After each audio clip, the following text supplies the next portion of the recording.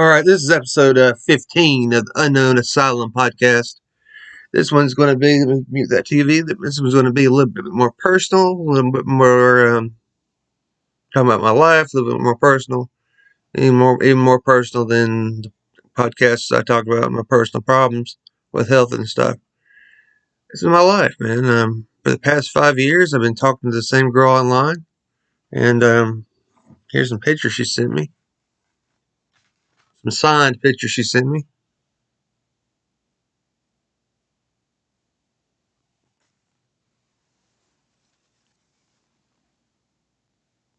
See it signed down there at the bottom. Anyway, I'm just going to be real. I'm just going to be real to whoever is listening. She was a financial dominatrix. All right. Those that don't know who that is, what that FinDom is, just look it up. All right. But we met in July of 2018. I believe it was the 23rd of July 2018, somewhere around there. I remember I took my ex-girlfriend to the Nike store and bought her some shoes the week before me and this Bing girl met. And after that, it's like after I went to the Nike store and bought my ex-girlfriend for some shoes, me and this Bing girl met the following week. And since then, we've had a off and on toxic as hell relationship ever since for the past 5 years.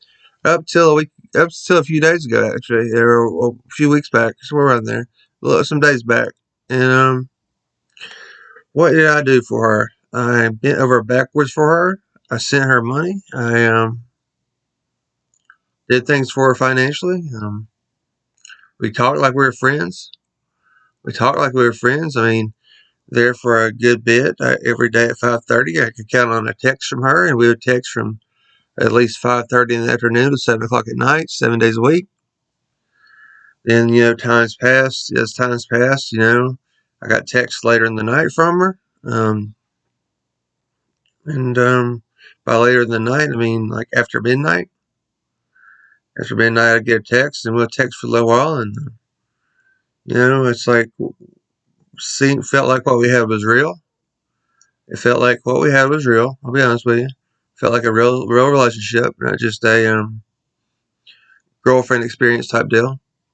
And I really liked her. I still like her. Hell, I still like her. And I still would, if would want something real with her. But she doesn't want anything real. I mean, she moved from Pennsylvania to Florida and came through my exit and didn't even bother to stop to see me. Didn't even ask to see me. She asked if it was the exit that I lived off of. I said, yeah. And but she didn't want to care to stop to see me. She didn't care to want to stop even for a few minutes to see me. That's not what she wanted. And so it's just all about her, really. I mean, it's all about her, and that's the grief I'm going through today is because of her.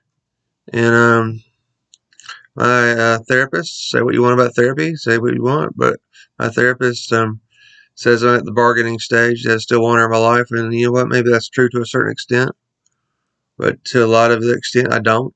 I mean, it's double-sided coin. I mean, when she was in my life and we were getting along, it was great.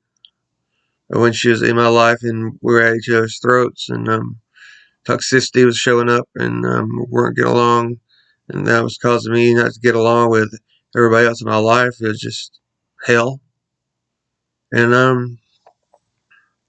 but this podcast is about the true misery story of my life. And anybody that knows the movie Misery is about the woman who kidnaps the author in horror movie Stephen King, and kidnaps the author and ties him down to a bed, and then tries to make him write the story. It's another story of misery, his series. But I say it's a true misery story in my life because she used to support me with my writing. I mean, she made me a second website. That website's no longer up, but for years it was up. She made me a second website. She pushed me to do different things with my writing, and that's why I can say it's a real life misery story. And I truly thought that if I truly thought by doing what she wanted me to do, that was what was advancing my work. I didn't look at it as I was advancing my writing. I didn't look at it like that at all. And I didn't look at it like that at all. I mean, I really didn't. I mean, it's sad but true. I didn't. I gave her all the credit. If I made any money off my writing, I gave it to her. If I made any money here and there, I gave it to her. You know, I spent thousands of dollars on her in gifts and thousands of dollars on her in cash, you know, over a 5-year period, I bet. I mean, I wouldn't doubt it. I'm still paying off debt. You know, it's something that I thought I wanted, something that I thought I needed, and I was wrong. I'm dealing with depression today because of it, and because I thought that I needed it because I thought that I needed her help with my writing to be a success, and I was wrong. I was wrong. That's why I invested the money. That's why I invested the time. You know, I asked her one time, why is it that she wants to keep me around, and why is it that she wants to be so invested with my writing and stuff? And she says, one day you're gonna be rich, and you're gonna make me rich. And it's like one of those things. It's like ridiculous. It's all ridiculous at this point. I mean, because she pushed me with my work more so than anybody else, and I felt like she believed in me more than anybody else. But I was wrong about that too. I was wrong about all of it, and it became an obsession. It became an addiction, and I'm to the point where it's not fun no more.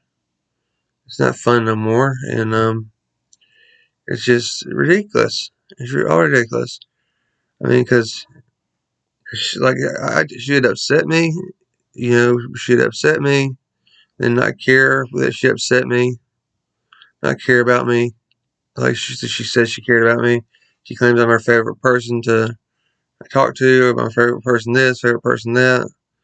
Then I see on her Twitter account or X account that she has a new favorite person, and so I guess I was paying her enough anymore. I guess that's what it was. I wasn't paying her enough anymore, so she has a new favorite person, and it's just ridiculous.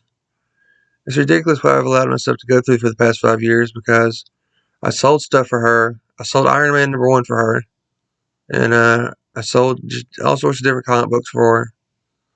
You know, I made mistakes. I made mistakes I'm not proud of, and I'm not proud of those mistakes at all. And I'm mad at myself for those mistakes. I'm dealing with grief over those mistakes, and it's one of those things to where it's hard for me to deal with. I've been severely depressed these past few days over it. It's hard for me to deal with, and I'm tired of it. I'm tired of it, and I wish I wish my life was different. You know, I wish my life was different, and I wish I didn't make this financial domination mistakes that I've made in the past.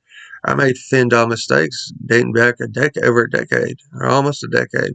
No, actually over a decade, 2008. And I made mistakes with spoiling girls before that, before 2008. And it's just like I hate myself for the mistakes I've made. But Bing or Brooke, whatever you want to call her, you know, she's gonna be mad if she sees this anyway. But Bing, she's she she doesn't care how I feel. She doesn't care that calling me her favorite and buttering me up one day, only to call somebody else her favorite the next day, really hurt my feelings when I had true feelings for the girl.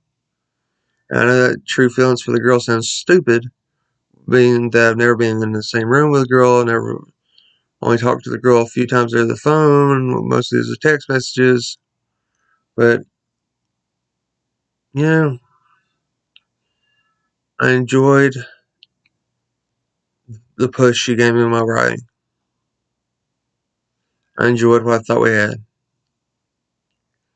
That's the truth of the matter. I enjoyed the push she gave me in my writing. I enjoyed the push that everything that I thought we had. And I don't know. I don't know how else to explain it. I mean, I didn't mind doing for her because I really cared about her.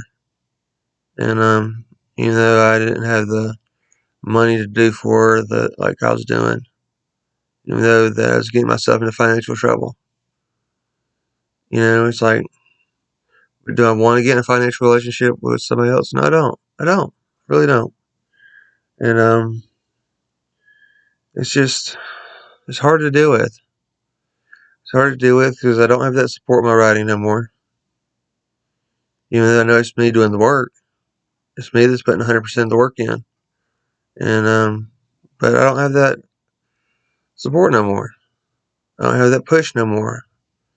And because of that, it's hard to do. It's hard to write sometimes. And I'm telling you, I mean, she really did support me. She really did help me in areas that I needed help in, and it's just hard to deal with. It's hard to deal with. It's hard to talk about. Even though I know she doesn't care about me now. I know she never cared about me. Bottom line, she never cared about me, and that's the truth of the matter. She never cared about me. She never cared about me the way I cared about her, and I was mistaken. I made mistakes.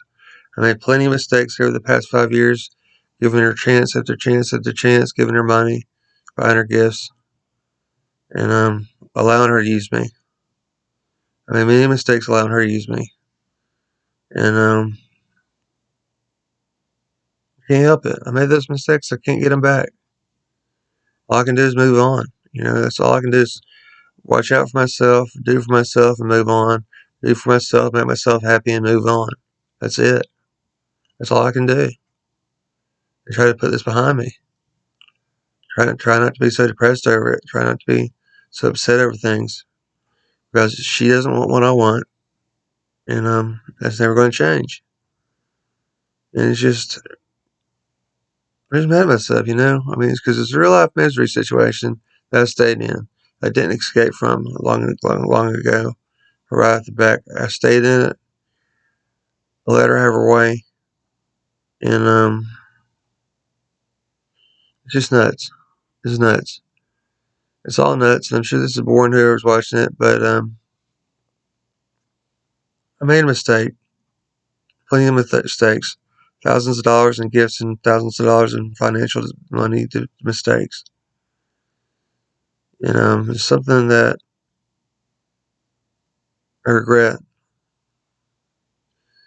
But I was brainwashed. I mean, literally, I was brainwashed. Just Stockholm syndrome, whatever. And I thought she was what I needed to help my workout. And but I was wrong. I was mistaken. And that's it for that. I'm going to move on to episode 16 on my Halloween episode, which I hope to film today or tomorrow, hopefully. I'm behind with everything since I got depressed over Brooke, or Bing, whatever you want to call her. She's going to be mad at me calling her by her real name, but I don't know if she's ever watched this or not, but I got behind with things, being depressed over that. So I hope to film that real soon.